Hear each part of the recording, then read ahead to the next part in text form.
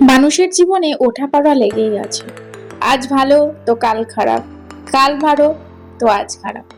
এইভাবেই জীবন চলতে হবে প্রতিনিয়ত, প্রতিদিন, যতদিন জীবনে বেঁচে থাকবেন। এইভাবেই প্রতিদিনের চলাফেরা। তো আসসালামু আলাইকুম বন্ধুরা, কেমন আছেন আপনারা? আজ অনেক দিনের ইচ্ছে ছিল যে একটু ট্যাংরা মাছ দিয়ে বেগুন আলু দিয়ে আর বড়ি দিয়ে ঝোল বানাবো। আসলে আমরা গ্রামে থাকতাম, তো গ্রামেই বড় হয়েছি, গ্রামেই আমাদের সবকিছু। তো ওখানে এত কিছু রান্না করে না। মিনিমাম ট্যাংরা মাছের ঝাল খেয়েছি, ট্যাংরা মাছের চচ্চড়ি খেয়েছি, কিন্তু এই রান্নাগুলো, এই যে বেগুন আলু বড়ি দিয়ে, এভাবে কখনো খাইনি। তো এখন তো নেট দুনিয়ায়, নেট খুললেই সব কিছু চলে আসে।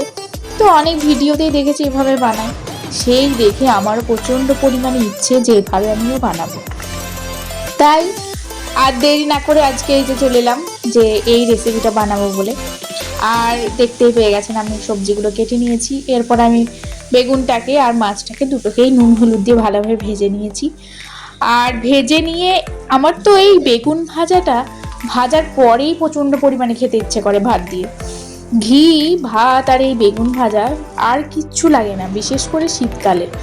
আর বেশি হাবিজাবি তরকারি শীতকালে একদমই ভালো লাগে না। চা ঠান্ডা পড়েছে তারপরে আবার। তো তারপরে আমি এই যে কড়াই তেল দিয়ে 5 ফোড়ন দিয়ে দিয়েছি, আর শুকনো লঙ্কা স্কিপ করে দিয়েছি, শুকনো লঙ্কা আমি দিচ্ছি না, কাঁচা লঙ্কা দিয়েছি। আর তার সাথে আলুগুলোকে ভালোভাবে ভেজে নিচ্ছি। পেঁয়াজটা ভাজা হয়ে যাওয়ার পরে তারপরে টমেটো দিয়ে দিচ্ছি। আর টমেটো দিয়ে তারপরে একে একে সমস্ত মশলা দিয়ে দেবো, লবণ, তারপরে আদা রসুনের পেস্ট, তারপরে লঙ্কার গুঁড়ো, হলুদের গুঁড়ো, এই মশলাগুলোই আমি ইউজ করি, আর জিরের গুঁড়ো। এগুলো দেওয়ার পরে ভালোভাবে মশলাটা কষিয়ে নেব আলুটার সাথে। আর কষিয়ে নেওয়ার পরে কি যে একটা দারুণ গন্ধ বের হয়, আমি কি বলবো, প্রচণ্ড ভালো লাগে আমার। তারপরে এই দেখুন হয়ে গেছে আমার আলুগুলো, আমি ঢাকনা দিয়ে আস্তে আস্তে করে সিদ্ধ করে নিয়েছি। তারপর এই যে বড়িটা দিয়ে একটুখানি কষিয়ে নিলাম, কষিয়ে নিয়ে এরপরে ঢেলে দেবো জল। আর জল দিয়ে ঝোলটা ভালোভাবে ফুটিয়ে নিয়েছি। লবণটা অবশ্যই আপনারা টেস্ট করে নিয়ে যদি লাগে আবার দিয়ে দেবেন। আমিও একটুখানি দিয়েছিলাম, আমার আন্দাজ হয় না ঠিকঠাক।